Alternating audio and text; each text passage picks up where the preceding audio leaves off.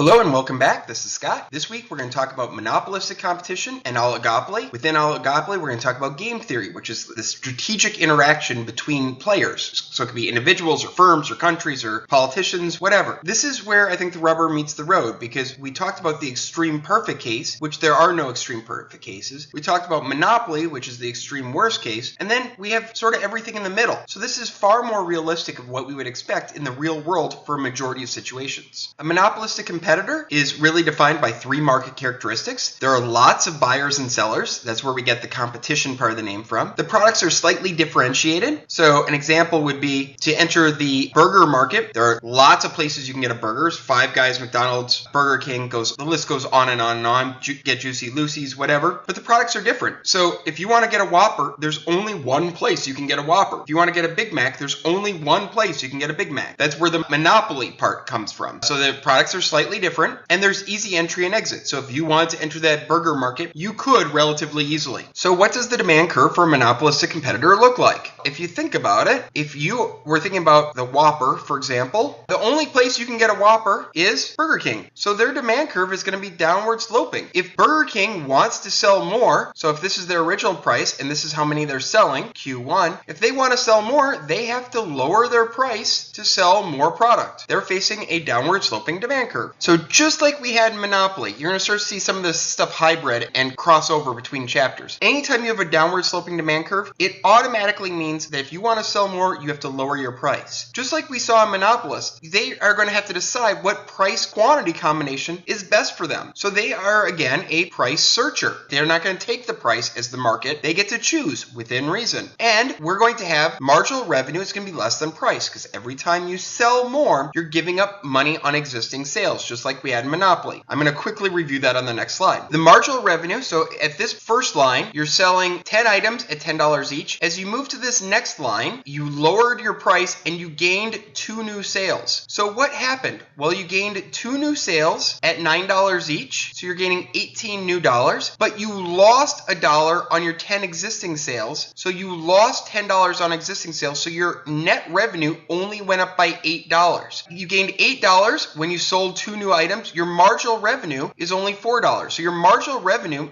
is less than your price because you are losing some money, in this case $10, on your previously existing sales. So where will a monopolistic competitor produce? Just like all firms, they're going to produce where marginal revenue equals marginal cost. So we have a traditional marginal cost curve. We have some demand curve. We're going to have some marginal revenue curve. They're going to produce where marginal revenue equals marginal cost. Bring that down. This is the quantity of a monopolistic competitor. And then they have to decide how much they can charge for the product. That's the price seat. So they bring it up to the demand curve, and that's the most people are willing and able to produce, that the buyers are willing to pay for that product. Now, if this looks exactly like Monopoly so far, you're exactly right. So far, nothing has changed. So what would we expect for a monopolistic firm to look like? We already identified that they're going to produce where marginal revenue equals marginal cost, where the quantity, you're going to bring it all the way up to the demand curve and determine the price. What would a profit look like? Well, if this is the price they're getting, we would need to have the average total cost to be less than that point. So let's draw average total cost down here. Okay, if that's the case, we know that total revenue is going to be this box right here. And we're going to have total costs be each item costs us this much to make, and we're making that many of them. So then our profits have to be this box right there. That's our profit. In Monopoly, we would say, all right, I'm making a lot of money. We're done. But in monopolistic competition, there's free entry and exit. So now I'm making money. You want to enter that market. There's nothing preventing you. So we're going to have to talk about the long run. Before we do that, let's take a real quick look and make sure we know what loss looks like for a monopolistic competitor. We're going to do our total revenue. This is how many items and the price we're selling them at for. So this box would be our total revenue. I need to create a average total cost curve. So if this is the price things are selling at, I need my cost to be higher than that. It gets pulled by marginal cost. So this is average total cost. So I'm going to make in red each item item at Q star costs this much to make. We're selling that many, so this box has to be our total cost. And we're going to do our profits. In this case, our profits are negative, so it would be this box right here would be losses. In Monopoly, the game and the story was over. In monopolistic competition, firms can leave. The next slide, let's talk about what we would expect the firms to look like in the long run. You can guess, we would expect if there's profit, firms are going to come in. If firms are losing money, firms are going to leave. We'd expect economic profit to go to zero. I'm going to say expect. We're not going to say it goes to, but we're going to say it tends towards there. We'll explain why in a minute. Where would costs have to be for economic profit to be zero? This is how much things are selling for. Our average total cost has to just touch it right there. And again, average total cost gets pulled by marginal cost. So this is average total cost. And this is how much it costs us to produce. At that spot, our price and our average total cost is exactly the same. Our economic profits tend towards zero. Now, why am I saying tends towards zero and not automatically goes to zero? Well, there are a couple reasons. One is there's brand loyalty. Why is there brand loyalty? Well, I like Five Guys burgers a lot more than McDonald's or Burger King. You may like Coca-Cola more than Pepsi. People have preferences because these products aren't identical. And because of that, people will keep buying one product over another. They may pay a premium price. That's brand loyalty. And because of that, here advertising absolutely exists. Why? Because you can actually advertise that a Five Guys burger is different than a Whopper. This is what we would expect things to go to in the long run. But now what I need to do is I need to explain something on the next slide that talks about the difference between here, where they're producing, and here, which is the minimum of average total cost. Well, let's just do it here. So the difference between those two spots, it would be cheaper for you to produce. You'd be able to produce at a lower cost if you produced more. Well, that difference right there is called excess capacity. If you were taking this course from a communist economist 50 years ago, this is where they would say that capitalism is going to fail. Why? Because this is more realistic of the real world. We don't have perfect competition. We have a lot of monopolistic competitors. And as a result, we are not as efficient as we would like to believe. There is this excess capacity, and we're not using our resources as effectively as we could. However, we do gain one thing from having this, and that is we get variety. These products are slightly differentiated. And if you like to have variety, and we know that people do like to have variety, then there's a trade-off here between excess capacity and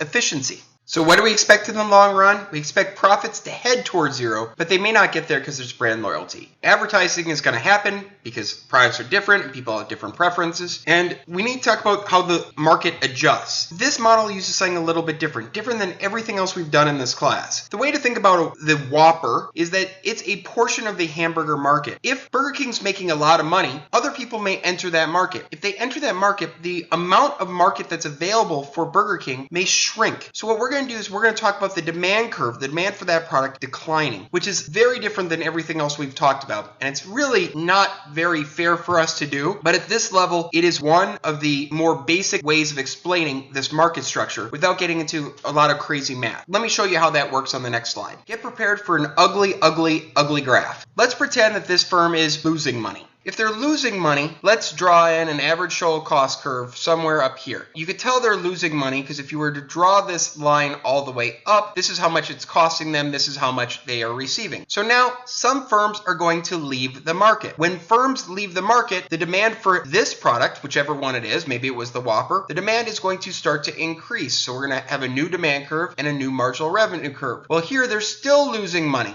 You have two things. This is the new marginal revenue curve and this is the new demand curve. And now they're going to be producing more and they're going to be charging more, but there's still a gap. So the line would keep moving and you'd keep drawing these new shifting lines until you get to a new price quantity combination where the expected profit equals zero. It's going to end up looking something in the end like our basic economic profit goes to zero. So the last market structure we have to cover is called oligopoly. Now, oli is Greek for few, so what we're really talking about is just a few sellers and a lot of buyers suppliers that come together. Now, these products can be homogeneous or heterogeneous. So oil and steel, those products are identical. Cars are heterogeneous. You could tell the difference between a Ford and a Toyota. But there are major barriers to entry and exit. So oligopoly, in my mind, if there are only a few that exist, we're talking like under 30. So there are only 30-ish car manufacturers or airplane manufacturers or cereal manufacturers. So these type of things exist, and what one airline manufacturer does or what one car company does has a dramatic impact on all the others. So there's this strategic interaction that we're going to be talking about. So one thing that the government uses to measure the different market structures is what they use as a concentration ratio. And what they do is they look at each firm, they sort them from biggest to smallest, and they sort them and they figure out the percentage of market sales they have. Then what they do is they look at the 4-firm concentration ratio. So this is just the sum of everything up above it. So this 72 is 10 plus 25 plus 37. This is everything above it. And they look at the 4-firm concentration ratio or the 8-firm concentration ratio or the 10-firm concentration ratio, whatever those are. And they look and they try and figure out what percentage of sales are made up by those largest firms. So if you think about it, a monopoly, their concentration ratio would be 1 by definition. All the sales are made up by the one largest firm. In perfect competition, you'd have the 4-firm concentration ratio would be 4 microscopic firms out of the entire pool. It would basically be 0. So this concentration ratio is sort of an index between 0 and 1. And oligopoly starts to do some interesting things. If you think about it, if there are only 5 or 6 or 10 or 30 firms in an industry, start to get to know each other pretty well. And rather than saying, hey, I'm going to undercut you and we're going to compete away our profits, what if we work together? What if we act as a monopolist and restrict output and raise price? That way, we know that in perfect competition, profits go to 0, but in monopoly, we can end up with profits for a really long time. The most famous cartel is OPEC, the oil producing cartel. Now, cartels are illegal in the US, but they do exist in the world and they're worth studying. So let's show you on the next slide visually what's going on with the cartel. So I pre-drew this. This is the market, and if the firms compete with each other, each firm would basically be a price taker, and we would end up producing where marginal revenue equals marginal cost. It's at the minimum of average total cost, and if they compete, there'd be 0 profit. So these firms get together and say, you know what, let's act like a monopolist. They're going to act like a monopolist. They're going to produce where marginal revenue equals marginal cost. They're going to drive the price up, and the firms would take a higher price. Well, what happened? Look at what happened in the output. The only reason why they were able to raise the price is they said, let's work together, let's restrict the quantity that we're going to produce, so that way we can raise the price. Well, for an individual firm, their incentives aren't aligned. At the higher price, they want to go from this point up to this point. An increase in price is movement along the supply curve. It's the law of supply. They want to produce more. But if every firm now has the incentive to produce more rather than less, you're not going to have the total output be decreased. So you have this coordination problem. Hey, we need to work together. We need to restrict output to raise the price. But now when price is high, we all want to sneak out and sell more product. We have a problem with the cartel. So as you would guess, there's some problems with the cartel. We just did one. That problem of the collective group needing to produce less, but each individual firm wanting to produce more, is the idea of cheating. Each firm has an incentive to cheat. But there's other problems. The problems of forming a cartel is really hard. It's illegal in the United States, and the more players there are, the harder it is to get everyone to agree. Then you have the policy of who gets to produce what. Each firm wants to produce more, and you're telling them all to produce less. Who gets to decide what each person gets to produce? And finally, what happens if new people get in? So if you think about the OPEC and oil producers, well, what about the Bakken oil field in the Dakotas? So as new oil producers enter, it can really mess up a cartel. So now what we're going to get into is called game theory. And game theory is a super interesting subject. And basically what it works is, I need to act in a way that causes you to react in a way that's best for me. Take the teacher example. I could either be encouraging and say, yeah, you're doing a great job, or I could say, you guys, you're as dumb as can be, you should fail right now, just leave. And if I did that, then that's going to cause you to not like me as a teacher, and I'll get bad reviews, and then people won't want to take my class. And if the market really worked, if there was no such thing as tenure, then if there's no demand, then suddenly I lose my job. So I wouldn't want to do that. Or another example is I walk into a dark alley and I see a really huge person. I could either be nice to them, or I could say, I want to pick a fight right now. If I do that, that's not going to have me cause you to act in a way way that's best for me because I'm a small guy. That would hurt a lot. So there's this strategic interaction that we need to consider. The book talks about a prisoner's dilemma, but what I'm going to do is I'm going to switch it to something a little bit different. I'm going to switch it to the US and Russia, and they are in the middle of the Cold War, and they have to decide if they're going to have a bomb or not have a bomb. So I'm using blue for the US and red for Russia. So what I want to do is I want to think about, well, what is the best situation for the US? Well, the best situation for the US would be we want to have more power than they do. And then if we have the same amount of power, we'd want to have it not have spent the money and not have risk of a bomb. So our best case is we have a bomb and they don't. Our worst case is we don't have a bomb and they do. Now, this spot and this spot are tied. We both have bombs or we both don't have bombs. I'm going to say that's our second best shot. Why? Because we have equal power and we didn't have to worry about the spending of making of the bombs, and we don't have to worry about the potential threat of a bomb. And this is our third best outcome. We have equal power, but we have threats and worries and costs. So now what we're going to do is we're going to talk about Russia. Their best is they have a bomb and we don't. Their worst is they don't have a bomb and we do. Their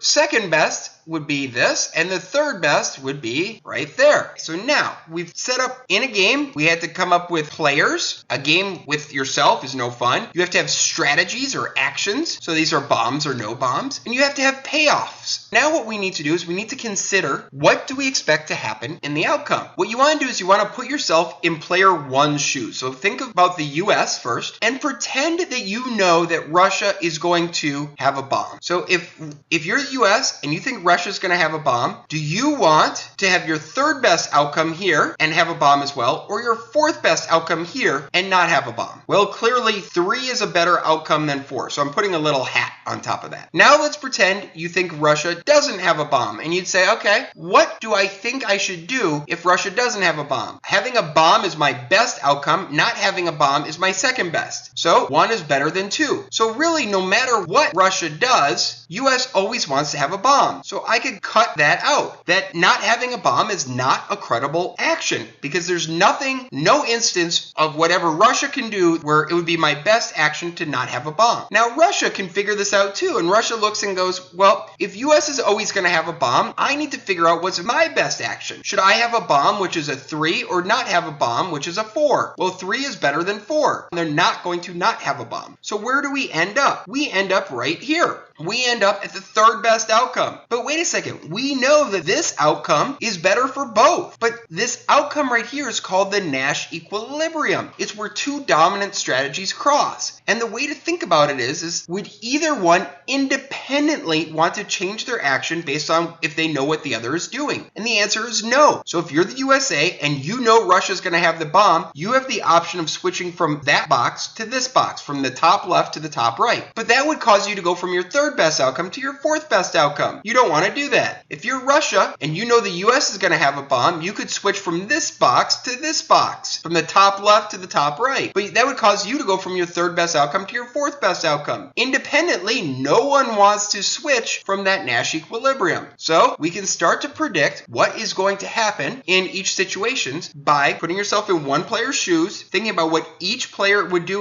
based on what the other player is going to do in each situation, eliminate dominated strategies and keep just dominant strategies, see where they cross, and determine that's going to be the Nash equilibrium. Let's do one more example of game theory. In this game, what I'm going to do is I'm the owner of an ice cream cart company. And I've bought the rights along a boardwalk for 1 mile of beach. I've hired 2 people to sell ice cream. And because you both work for me, you're going to charge the exact same price. But I'm going to give each of these workers a commission, let's say $1 each, it doesn't really matter, for every ice cream they sell. So there's an incentive for them to sell as much as they can. The customers are along this 1 mile beach equally. So they're not all on one side or the other, they're equally spread out. I'm going to get you set up and you can only compete based on location. That's it. You can't compete on price because the price is still all for me. So how is this going to look? So let's set up a beach. We're going to organize the beach on a number line from 0 to 1. I'm going to put the 2 ice cream carts on 1/3 and 2/3. Anywhere from 0 to 1/3 on the left side is going to go to player 1. Anywhere from 2/3 to 1 1 is going to go to player 2. And what we'll do is we'll divide the middle, because whoever's closer. Between 1/3 and half will go to player 1. And between half and 2/3 will go to player 2. They're going to split the market right now 50-50. Now the way the game is going to work is on day 1, I'm going to allow the odd number person to decide that they can move their cart. But I'm not going to let player 2 move their cart. Then on day 2, I'm going to allow player 2 to move their cart, but not player 1.